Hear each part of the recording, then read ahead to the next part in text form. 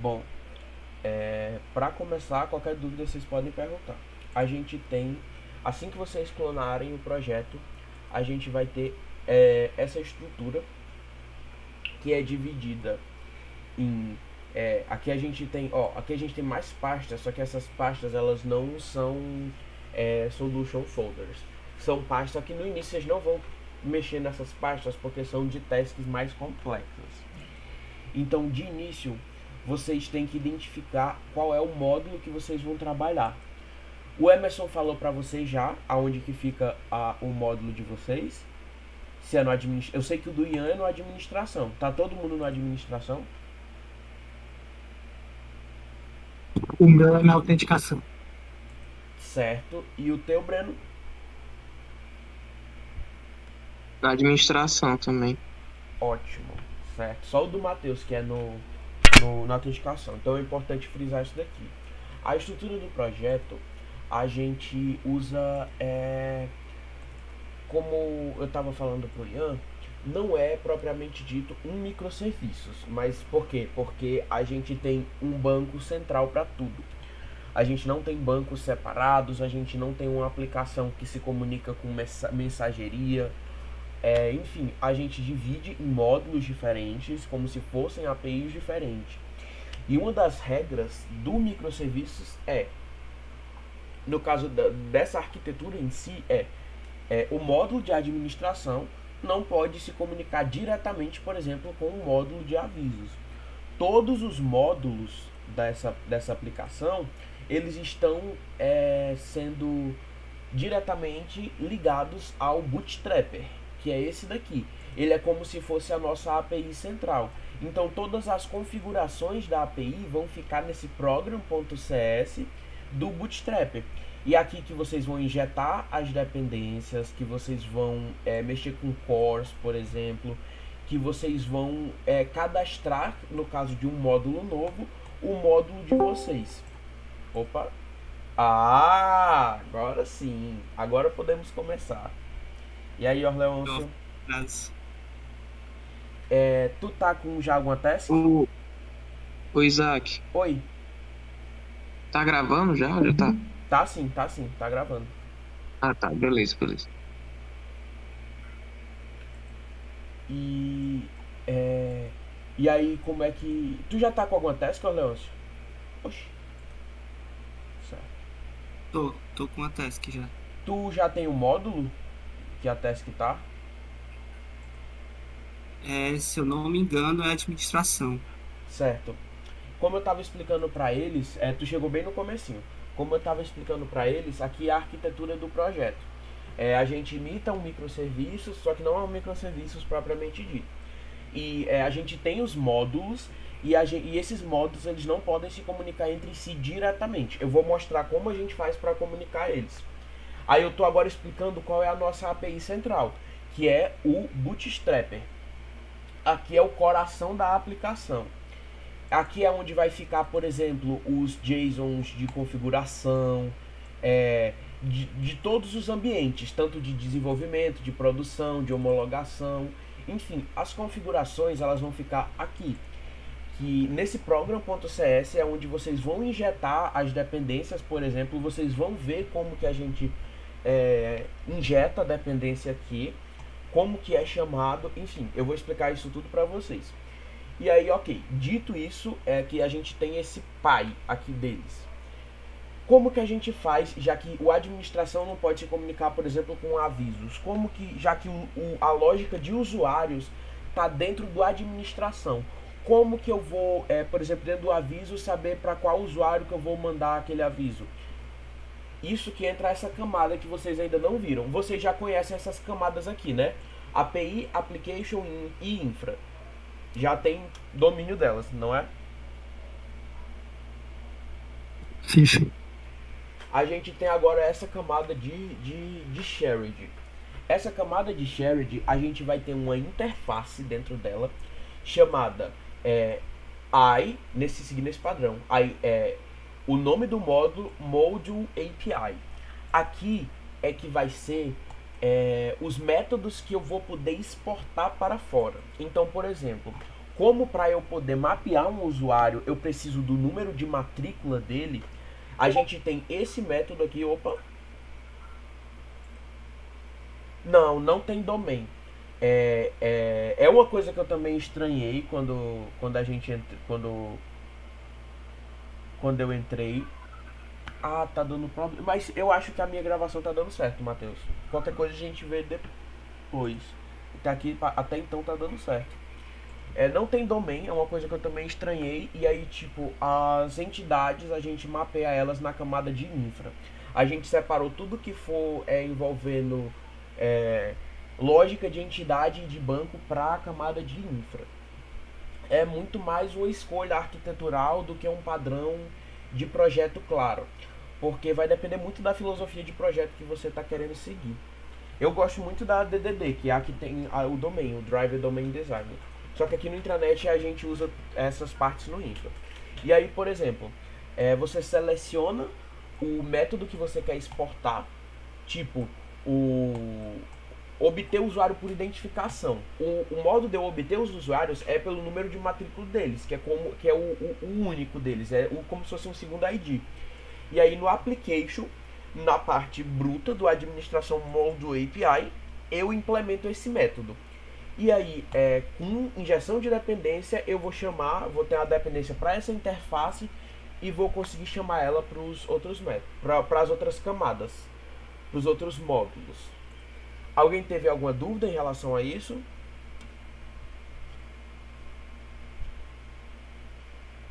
Não, acho que não. Certo. Isso é uma forma de a gente deixar.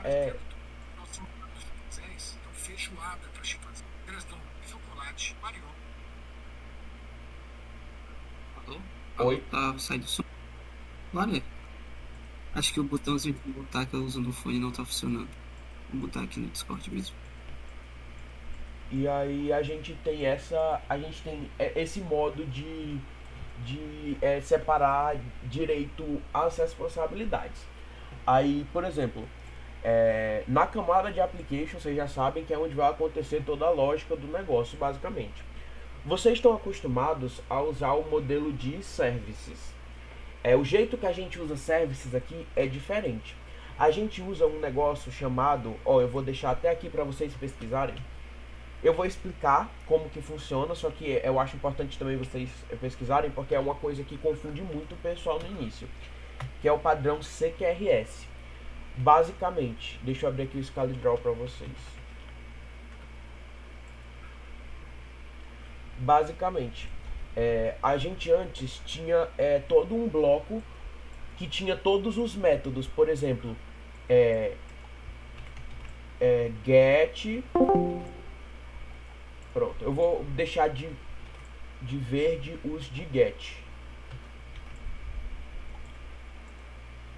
Pronto. Antigamente a gente tinha em todo esse bloco chamado service, onde a gente agrupava por métodos. Esse problema é no meu microfone ou vocês estão me ouvindo? Eu tô ouvindo de boa. Eu também tô ouvindo de boa. Beleza. Então, ok. A gente tinha esse bloco que agrupava métodos.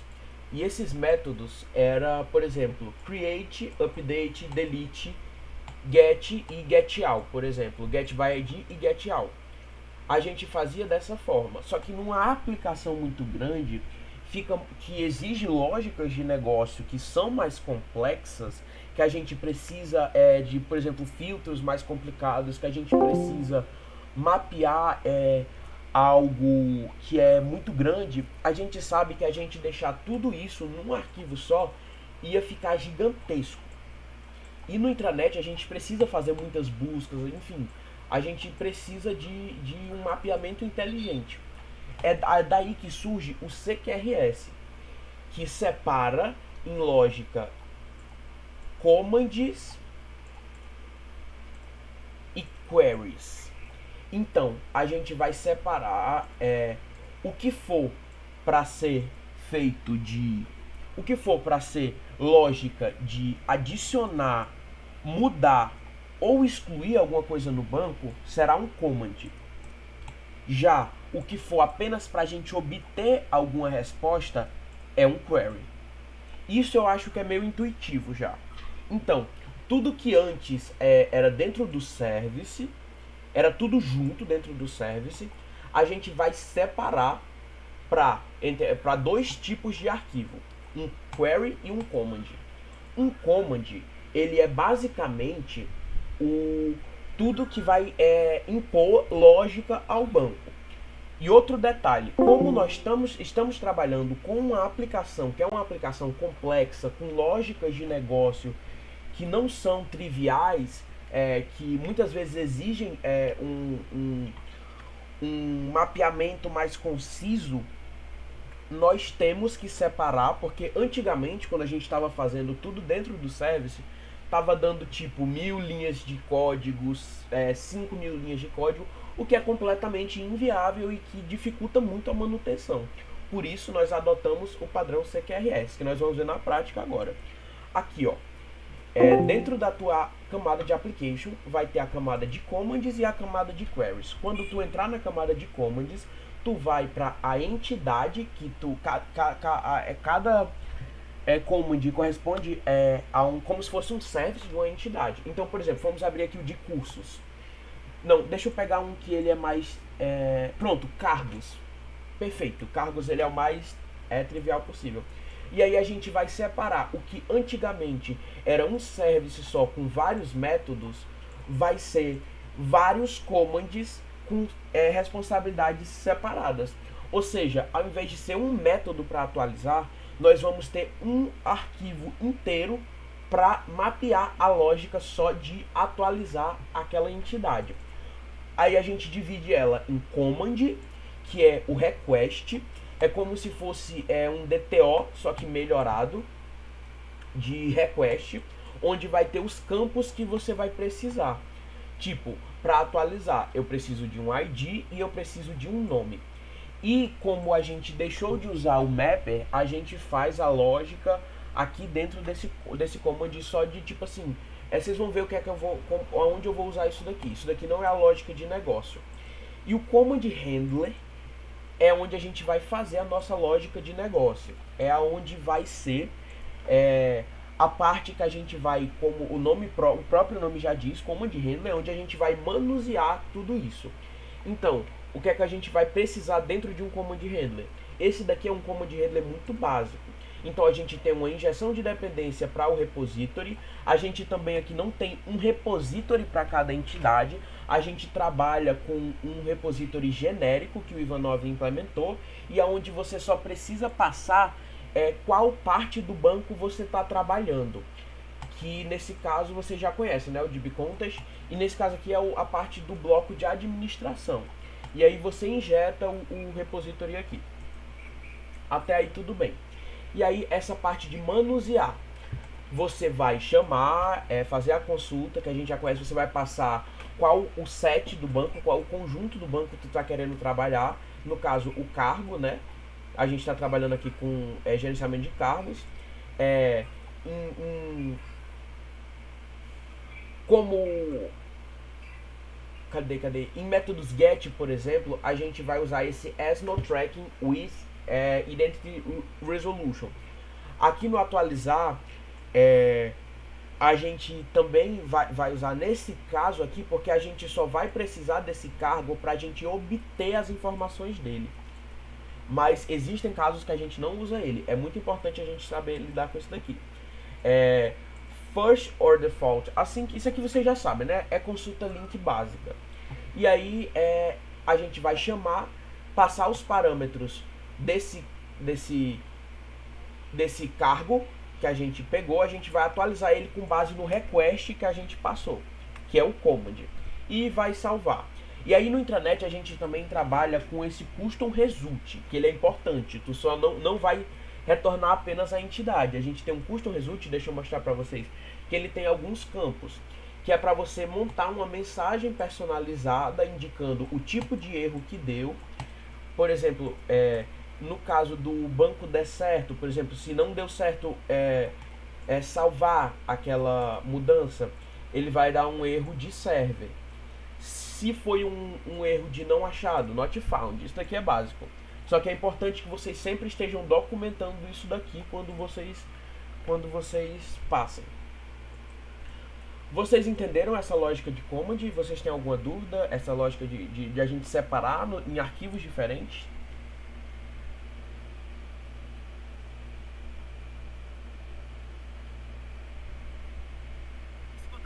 Tudo bem. Nenhuma dúvida, então, né? Beleza. E aí, para excluir, ó, para vocês ficarem mais claros, ó, o que eu preciso passar como parâmetro para excluir um objeto? O ID. Então, eu vou criar um command de excluir, que é basicamente os parâmetros que você vai passar para aquele método. E aí a gente tem esse ID. E aí vocês percebem que a gente recebe aqui o request. E o request é o quê? O command. Daí tudo bem. E no caso do query, segue o mesmo exemplo. Ó, buscar query por ID. A gente passa o ID e obtém o resultado.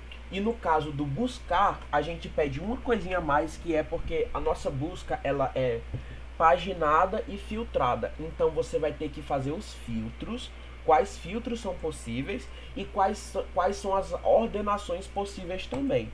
E herdando do base page de query, tu já faz um retorno paginado.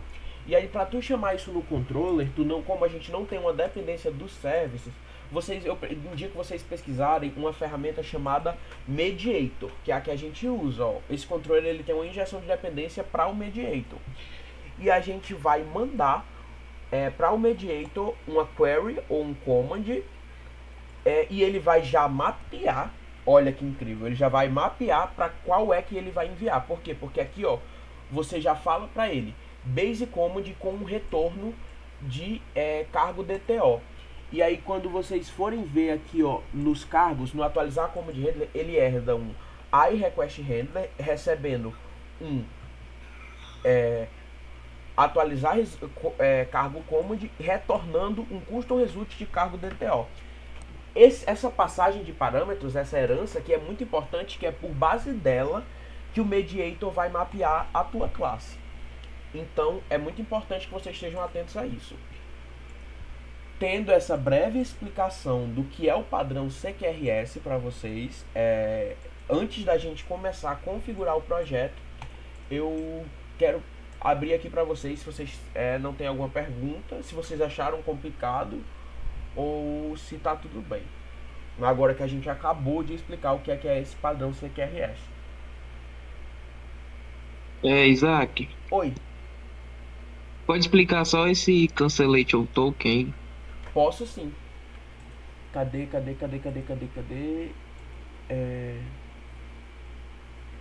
Cargos, não era que a gente estava? O que é o cancellation token?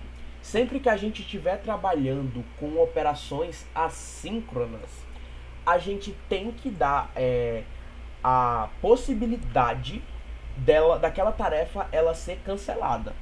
Porque como é uma tarefa que ela não depende exclusivamente do escopo da nossa aplicação, ela é assíncrona por quê? Porque ela está indo lá no banco e está voltando. Só que a gente não sabe quando que ela vai voltar.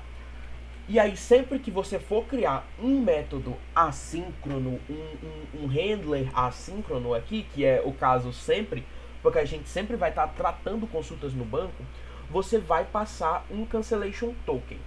Esse cancellation token, ele já ele tem a opção de você passar o cancellation token já por default no seu método. Inclusive tem algumas implementações aqui, quando vocês forem ver, que já passa por default, e tem outras que recebem por questão de, enfim, para não gastar recurso, já recebe o cancellation token que está sendo passado aqui no handler. Só que isso daqui ele já é gerenciado pelo próprio .NET, ó, tanto que se vocês forem ver, ele é um recurso externo. Então, a única coisa que vocês precisam se preocupar tá tratando de uma tarefa assíncrona, é extremamente importante que vocês passem o cancellation token. E sempre que vocês forem chamar um método que é assíncrono, por exemplo, salvar mudança no banco, você tem que passar o cancellation token para ele. porque justamente em tarefas assíncronas a gente não tem esse controle por muitas vezes elas fugirem do escopo da nossa aplicação. Por isso que é importante o cancellation token estar sempre presente. Mais alguma dúvida? Ficou claro, Breno? Ou tem alguma dúvida? Ficou claro, valeu. Certo. Alguém tem mais alguma dúvida?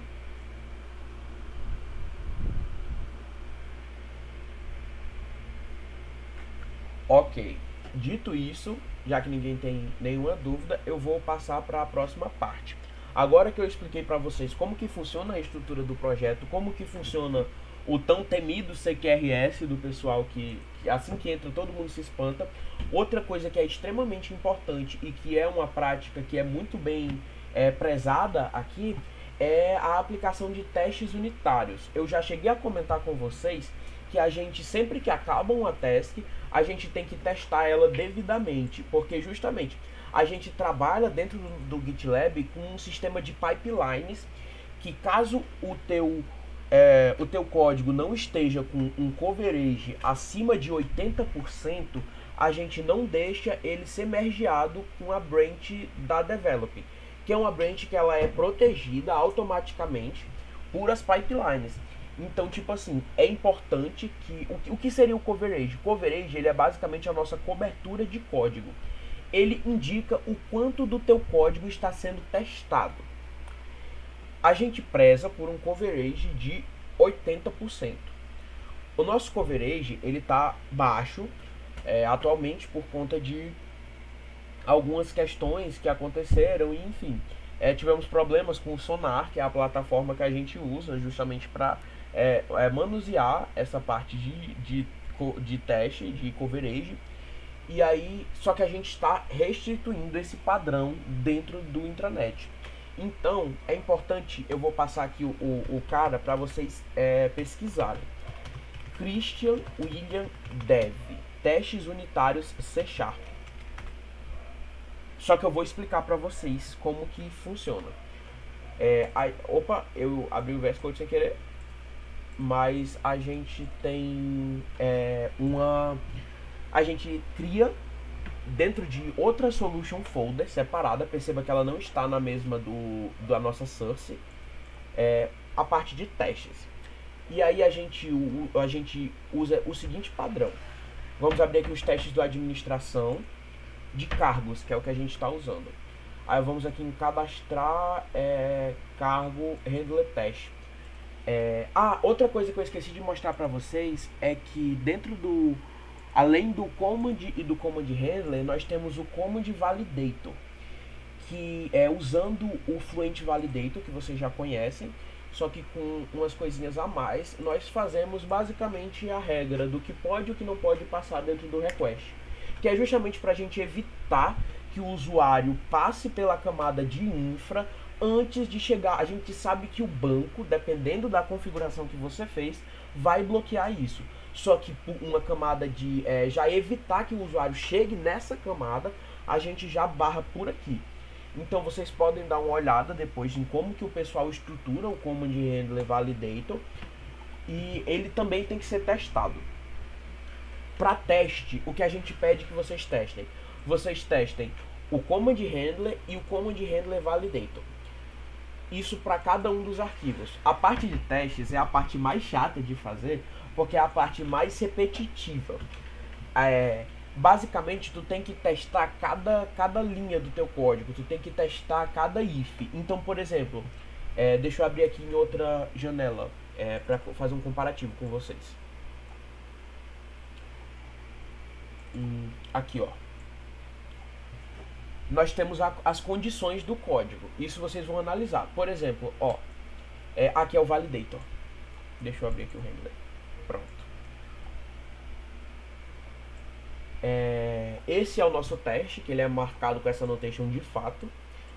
Tem também a annotation de theory, só que eu não gosto muito de usar ela. E a gente tem aqui, o nome ele é bem complexo, o nome é bem gigante mesmo, ó. Handler, e ele basicamente é bem descritivo.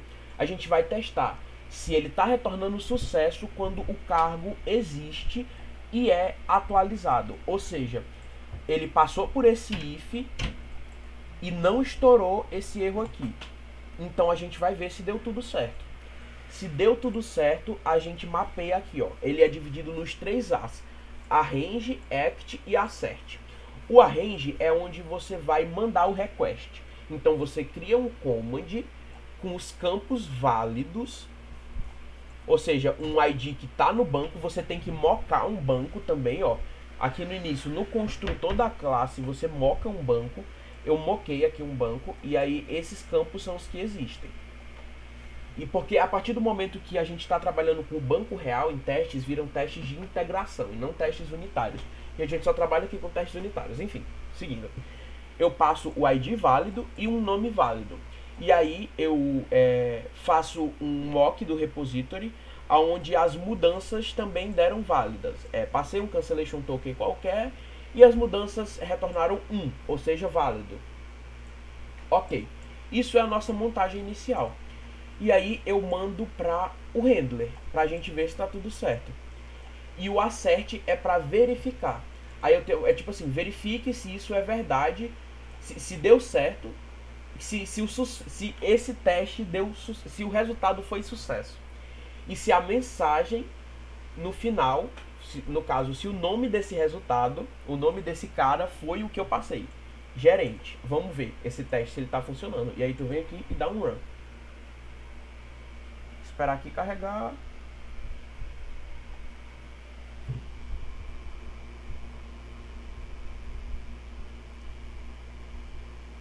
Tá cozinhando aqui. Enquanto ele vai carregando aí, ó, pronto, ele deu certo. Ou seja, tá funcionando. E aí agora a gente tem que testar a outra condição cadê? A outra condição do if, que é quando o cargo não existe. Eu estou passando aqui, por exemplo, um ID 99, que como a gente sabe aqui, não está no banco. Só que cadê? É esse daqui. Pronto. Um ID 99 que não está no banco. E aí a gente manda para ele e a gente coloca é falso. E a mensagem que o erro deu. Tem que sair exata a mensagem que é essa daqui. Tu tá basicamente pegando isso daqui, você compara essa mensagem com a mensagem que foi estourada. Se for igual, é porque deu certo. E se o teste também deu falso para sucesso, é porque deu certo. Esse teste também tá rodando. E a única outra condição de parada que a gente tem aqui é caso dê erro de server. E aí a gente testa isso daqui também, passando return async 0, que aqui a gente não passou 1. Eu já testei nesse teste aqui, eu testei os dois de uma vez. Que ele tá retornando isso daqui e que ele tá verificando no if que o cargo existe e tá ok. E aí esse outro é a outra condição, o caso deu 500, né? O erro 500, o erro de servidor. Deu para vocês entenderem como funciona a estrutura de testes? Ela é um pouco mais abstrata, assim, porque você tem que deixar tudo programado, assim, o que é que vai ser de resposta e tal.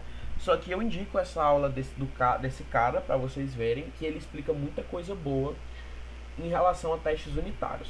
Só que basicamente a gente sempre trabalha com esse, tanto que eu gosto sempre de comentar essa parte de o que é o arrange, o que é o act e o que é o assert, pra gente não ter problema em misturar essas coisas. Deu pra entender? Sim, sim. Nenhuma dúvida?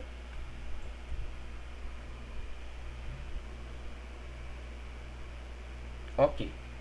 Dito isso, eu acho que esse é o manual do que vocês precisam fazer para uma task no intranet de vocês serem aceita e poder ir para dev.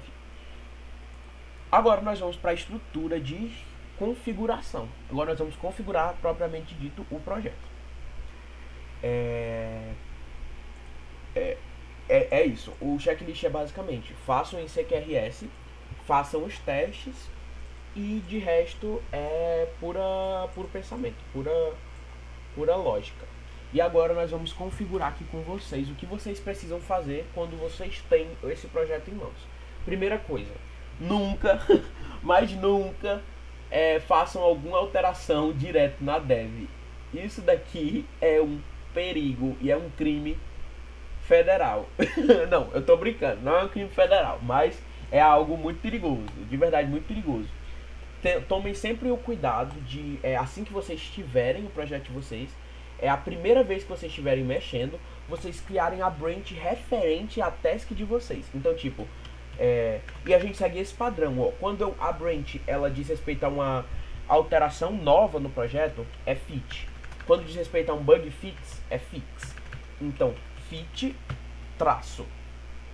Digamos que é, por exemplo, adicionar. Não, crude de. Sei lá. Deixa eu ver uma coisa que ainda não tem. Ramais. O crude de ramais. O crude de contatos com o pessoal. Ok. Aí você, feito isso, você vai aqui na parte de configuração do projeto, ó, que aqui está com o perfil de produção. Esse daqui não tem tanto problema, só que você não vai ter acesso ao banco porque não vai estar com as suas configurações locais. Ele vai puxar as configurações de produção. Aí tu vem aqui em local. Ok. Dito isso, vocês vão precisar de outra coisa. Vocês vão vir aqui no Bootstrapper, vão clicar com o botão direito no mouse, e aí vocês vão vir aqui em Tools. Vindo em Tools, vocês vão clicar em... Cadê? Pera. Tem que clicar primeiro aqui. Aí vocês vão vir aqui em .NET User Secrets. Essa daqui são basicamente as senhas de vocês. A gente deixa na User Secrets porque isso daqui não pode ser comitado de maneira alguma. E aí eu vou passar esse modelo para vocês. Vocês vão preencher apenas as partes com os dados de vocês. Tipo, aonde tem aqui Isaac, vocês vão passar o usuário de vocês no banco de vocês. E aí vocês têm que fazer isso para o banco lá do NDS, quanto para o banco aqui da casa de vocês. E vocês vão colocar a senha do teu banco e deixa esse Neo Intranet que ele vai criar sozinho o banco para ti. E aqui vocês vão colocar, ao invés de Isaac, vocês vão colocar o nome de vocês. Intranet Orleôncio, Intranet Mateus, enfim. E aí eu vou passar isso daqui para vocês, esse JSON, e vocês colocam isso daí no projeto de vocês. Ó, eu vou deixar até aqui exposto as minhas credenciais. E aí vocês só copiam e colocam esses dados. Fora isso, vocês vão precisar de mais uma coisa, que é o Redis. Esse daqui foi o que eu falei que ele não presta no Windows. Seria interessante que vocês tivessem o sistema operacional do Linux. Qualquer distro, eu acredito que ele funcione. O meu é o Ubuntu. E assim, para baixar no Windows, vocês têm que ou ter um dual boot, ou vocês têm que baixar o WSL. Eu não vou saber baixar no Windows. Só que para o Linux, ele tem uns comandos muito simples. Redis Linux install. E aí é basicamente vocês copiarem isso daqui. É só isso. E vocês colocarem, ativarem ele no system CTL de vocês, para deixar ele sempre ativo. E aí vocês também é importante ver qual a distro de vocês, qual o modelo que suporta. E aí, enfim, se vocês quiserem baixar também pelo Snap, tem aqui. Eu baixei com esses comandos aqui. E aí depois disso, porque sem o Redis o projeto não vai rodar. Depois de vocês terem esse JSON e o Redis, vocês vão dar o Start na aplicação. Ele demora porque ele vai criar para ti o banco com todas as migrations. É uma coisa que o Ivanov ele era o nosso sênior. Ele era ele é realmente uma pessoa muito inteligente. Eu aprendi muita coisa com ele. Infelizmente ele saiu, né? Mas ele deixou muita coisa pronta para esse projeto. E uma delas é essa. Todas as migrations já estão... Assim que você roda o projeto pela primeira vez, ele já cria o banco automaticamente para ti. e já roda todas as migrations que a gente tem. Dito isso, agora tendo todas essas configurações, e todos esses conceitos em mente, vocês podem começar a codar já no NDS. Outra coisa que é importante é que eu acho que vocês não estão habituados. E esse daqui é o nosso Swagger. Para vocês terem noção da dimensão do projeto, olha a quantidade de rotas que a gente tem. São muitas rotas, muitas rotas. Isso daqui é só o módulo de administração. E aí a gente tem um módulo de arquivos, o de autenticação. Enfim, cada coisa dessa aqui, ó, vai ser um módulo diferente com muitas rotas. Então é normal que vocês se percam no início, porque é realmente um projeto muito grande e que tem muita coisa feita. Tanto que se vocês derem uma olhada no utils, no shared do projeto, que é a pasta que a gente compartilha, essas coisas aqui elas podem ser usadas em qualquer módulo. Tem muita coisa feita que vocês podem utilizar aqui. É muito interessante, de verdade, e é um aprendizado que não tem igual. De verdade, eu sou apaixonado pela estrutura desse projeto. Eu sou muito suspeito a falar, mas eu sou encantado realmente com como que esse projeto foi estruturado, o quanto que ele segue práticas de código assim excelente, e eu espero que vocês consigam crescer muito. A gente tem também, para vocês criarem um usuário, como não dá para criar um usuário pelo Swagger, porque o Swagger tem uma limitação contra JSON dentro de JSON, e aí vocês teriam que criar pelo Postman, a gente deixou pronto uma rota para vocês terem um usuário para vocês acessarem aqui. Vocês vêm em administração usuário e clicam nessa administração usuário base. Clicando nela, vocês executam.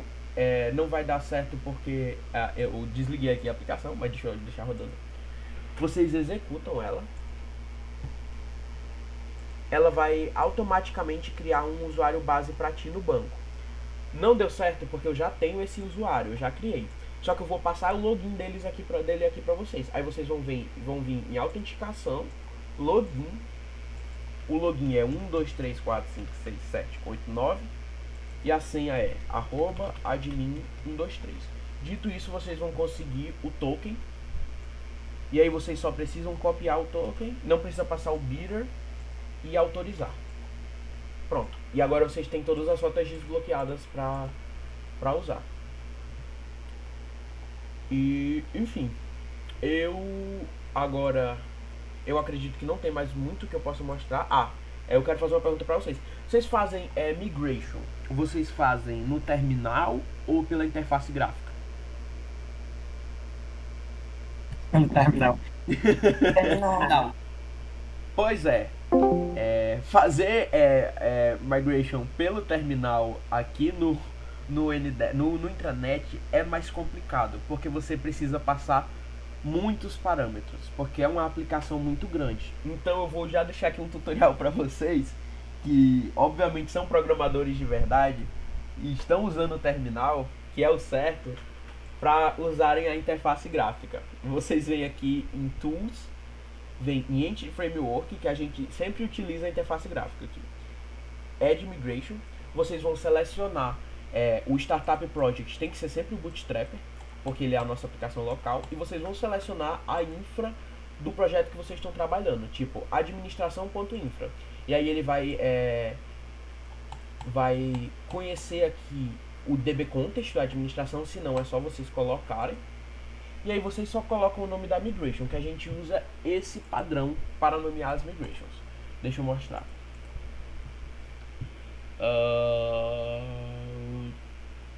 Administração, infra, data, migrations. A gente coloca o nome do módulo e o que você está fazendo. Tipo, criar tabela usuários, adicionar novas colunas, enfim. Padrão simples.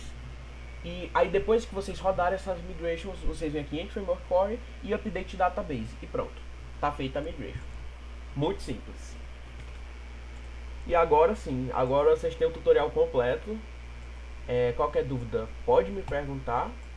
Eu acho que não tem mais o que eu possa mostrar pra vocês, fora uma coisa. Quando vocês forem dar commit, é importante que vocês façam nesse padrão aqui, ó. OP, tudo maiúsculo, hashtag. O número do card de vocês, por exemplo, sei lá, se o número do card de vocês foi 120. E aí vocês colocam o que vocês fizeram. Blá, blá, blá, blá, blá, blá, blá, blá, blá, blá, blá. Porque vai mapear automaticamente lá pro GitLab e vai criar já a atualização de que tu fez alguma coisa naquela task. E é importante que a gente esteja movimentando os cards sempre. Entendido? Alguém tem alguma dúvida? Eu vou parar aqui a gravação e vou